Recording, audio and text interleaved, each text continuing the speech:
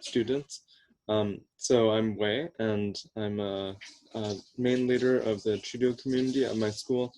We're a place for students to help each other by connecting to explore different areas and get some help from the wider community.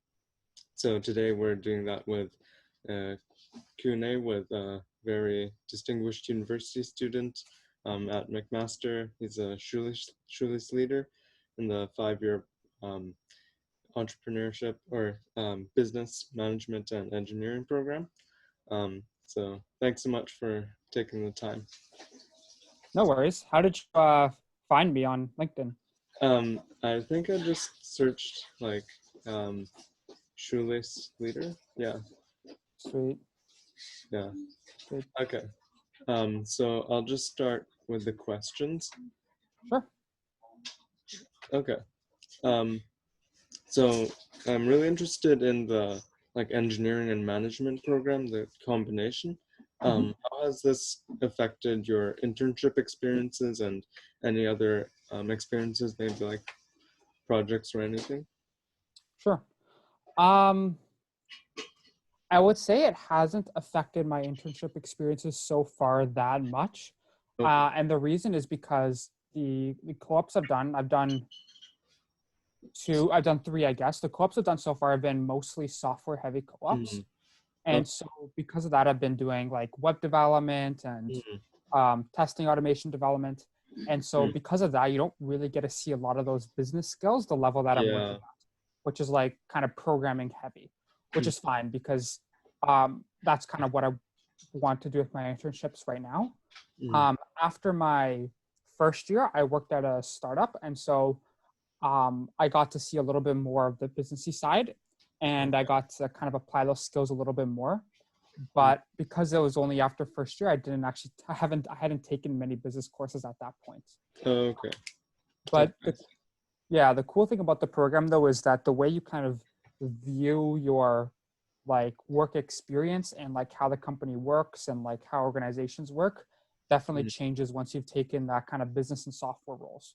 So Okay. although I'm not using my like finance or marketing skills within my like co-op at Scotiabank last summer, like the Mhm. way that I kind of view the organization and um, stuff like that is Mhm. different, Okay. if that makes sense. Yeah. Mhm. And do you learn a lot on the job as well as like hard skills, software skills, and what types? What types of skills? Yeah, you do. You learn a lot on the job, I would say. Mm, Um, school, so software engineering school more teaches you I guess, the theory and mm, the reasoning behind things, while the yeah. job teaches you the actual tools and technologies you use to make that thing happen. Mm, So let me give you an example. During school, you'll learn like the concept of separation of concerns and why you should have um, like different parts of your software mm, that do different things separate. I yeah. guess is an easy way to explain Mm, it. But during the job, you don't necessarily learn that like outright. Like you're like someone is going to sit down and mm, yeah. explain that to you. Instead, you're just going to like program and you're going to learn like tools and technologies like JavaScript and React and Mm, like different testing tools and yeah. different ways of developing software. But because you understand the theory, then you understand why their code base is the way it is and why they've set up their Mm, repository this way and why they set up like the architecture this way. mm, But okay. but the school doesn't teach you a lot of those like tools and technologies. And the reason Mm, why they don't teach you them is because they constantly change. So yeah. the theoretical underpinnings of software engineering, like that encapsulation and object-oriented design, those don't change as much over time. But Mm, like what you do to do web development changes. Like web yeah. development now looks very different than it did 5 years ago. So if Mm, they taught me web development now in school using the tools and technologies, within 5 years, my degree is kind of worthless mm, because it's all changed. But the yeah. theory doesn't change. So that's what makes it valuable. Yeah. Thanks. That's insightful.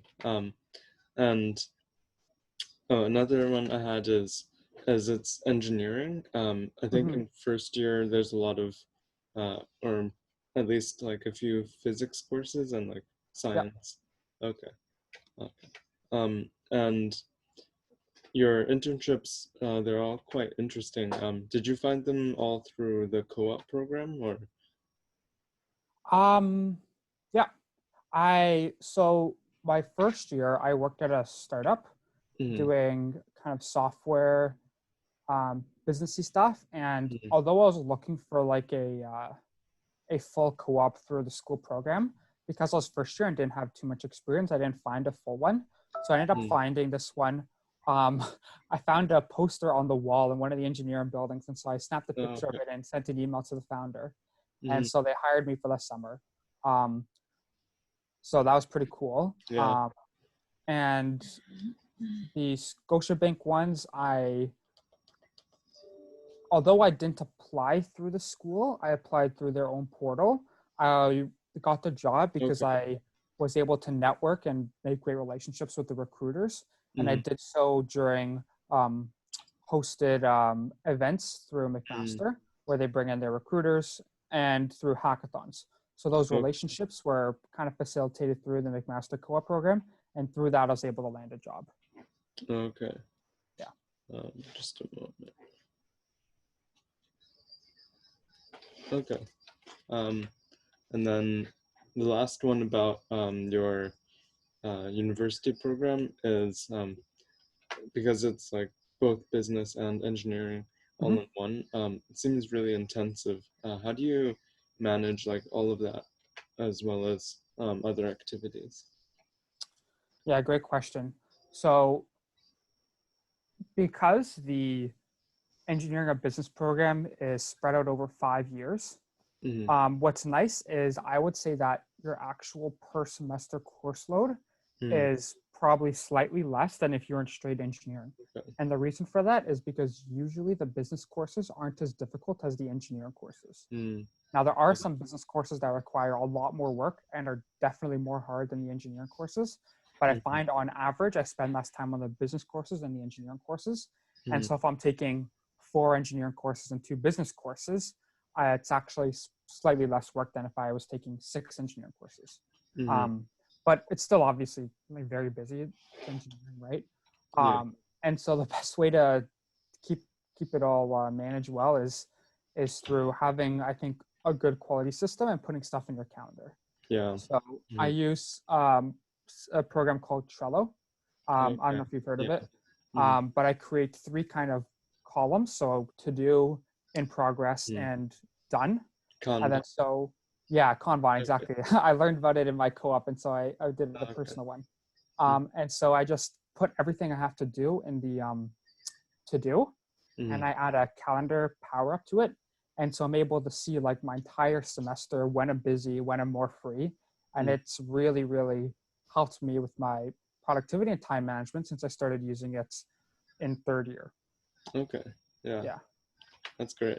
But Um, I found mm, before I was using it, my time management was a lot worse. So then when I started using it, it got better. mm, okay. Yeah. So I'm doing like some um, peer tutoring. I've done some peer tutoring in the past and also just generally to help other students, like my peers sometimes. I saw that in high school you were a teaching assistant for your physics 11 class. Mm-hmm. How did you help your students and maybe motivate them? Good question. Yeah, physics 11 is definitely tough. I Mm, think I think trying to show them how what they're learning relates to the real world and is mhm. important to learn is the Yeah. biggest motivation. Hmm. Because a lot of the stuff can just seem really random and Mm, like, how is this useful? Where does this connect? But showing them that like, hey, this is actually good to learn because people use this to figure out who's at fault during car accidents. Just like mm, simple ways to connect to the real world provides a little bit more motivation and yeah. care. Hmm.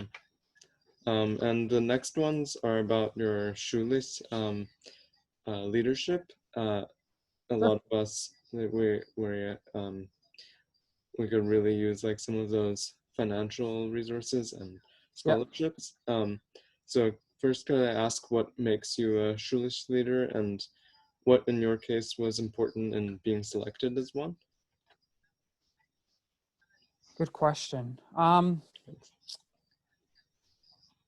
So the Schulich Leader Scholarship Mm, is looks for students that possess strong leadership skills, academic excellence, and entrepreneurial skills. And so I think I mm, mm, make a good Schulich leader because I possess those.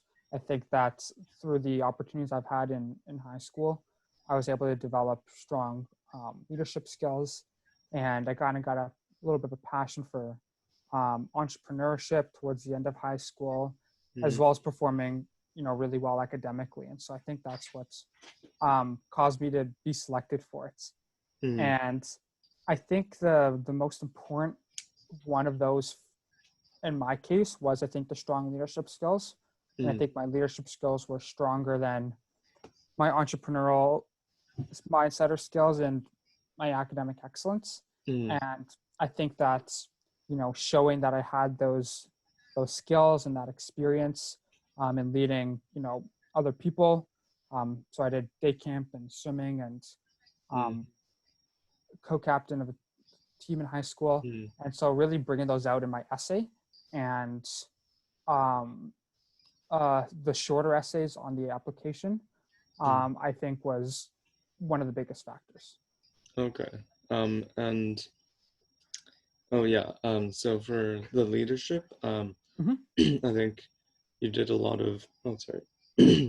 I think you did a lot of church activity. A Mm-hmm. lot of involvement in your church. Mm-hmm. Okay.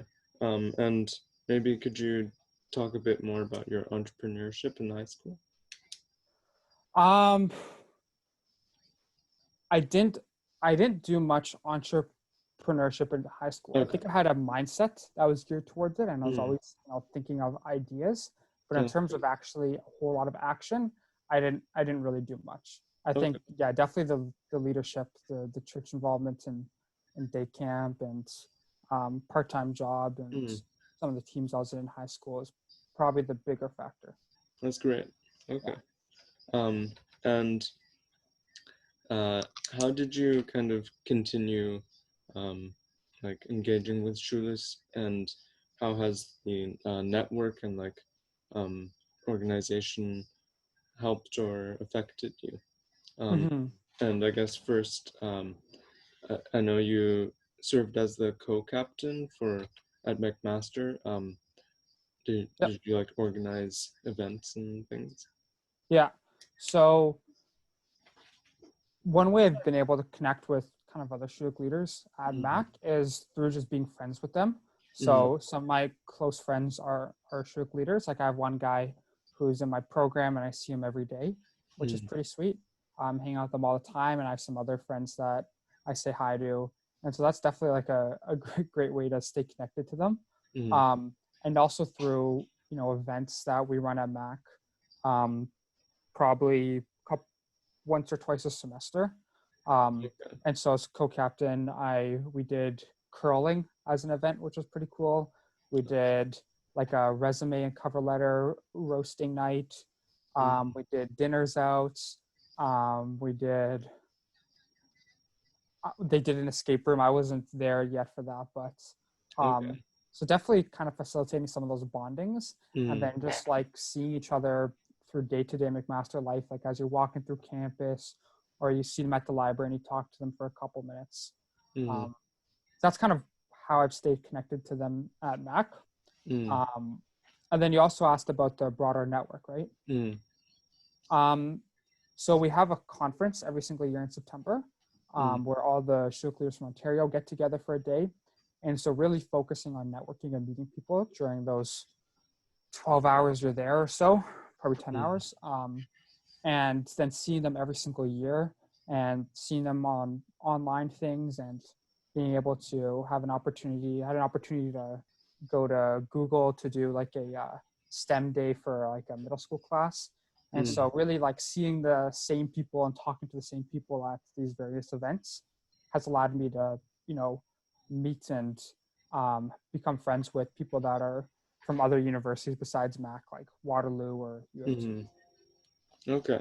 Yeah. And how has the Schulich the scholarship and as well like the foundation Mm-hmm.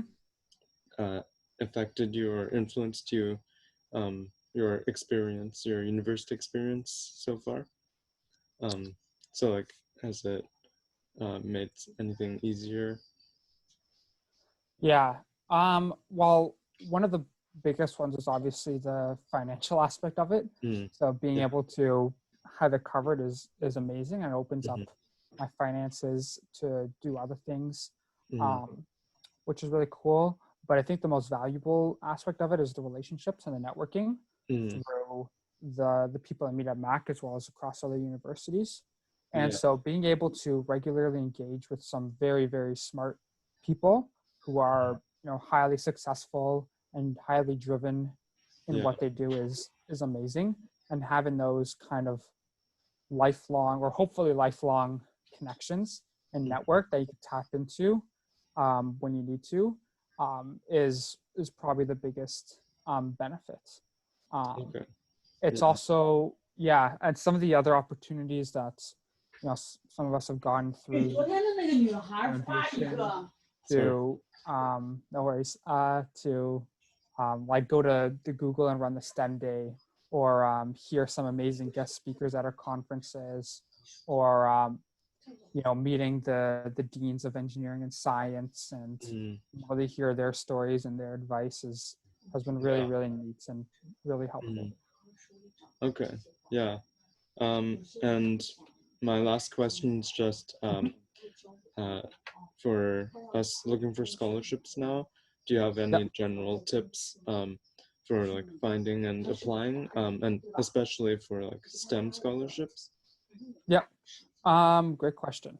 So a couple pieces of advice. I'd say the first is make a plan. Mm, So don't just apply randomly, but like what I did is I created an Excel document mm, and I, wrote down scholarships I found, the amount and like the link and whether I applied or not. yeah. So having a plan, actually doing it. So, Mm, the best time to start applying to scholarships was yesterday and the second best time is today. So, mm, starting right away before the applications are due and, you don't want to miss out on that. mm, Um, I know that the three best places to look are the first would be university scholarships.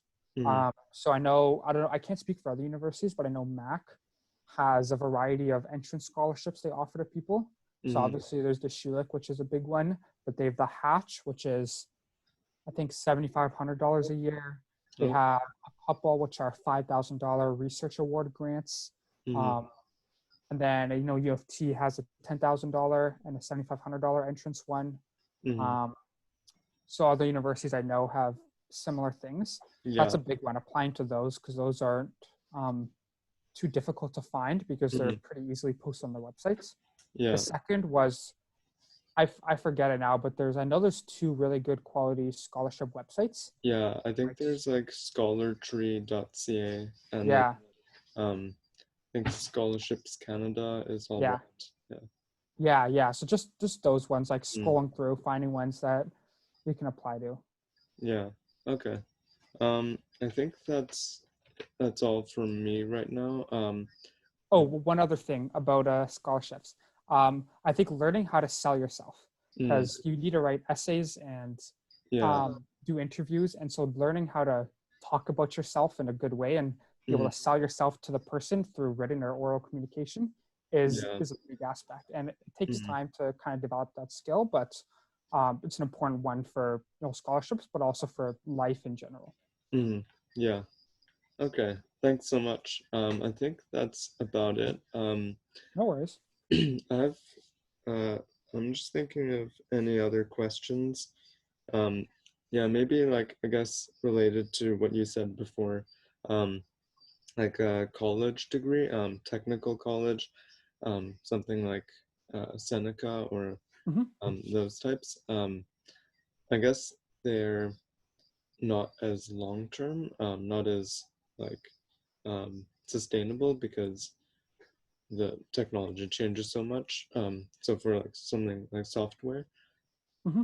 yeah.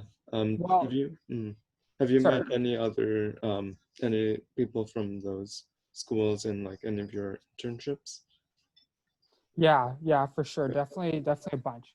And Mm, I guess I said earlier that if you just learn the tools and technologies, it's not very good. yeah. Um, but at those technical colleges, you still learn the Okay. design process behind it. Mm, Although the focus definitely is a little bit more like you spend more longer on the tools and technologies than you mm, do at university. In university, you spend longer on the theory than you do the tools and technologies. I mm, think both are still like useful and have their place. And I've seen, highly successful people in the software world come from university background and also from, a technical college background.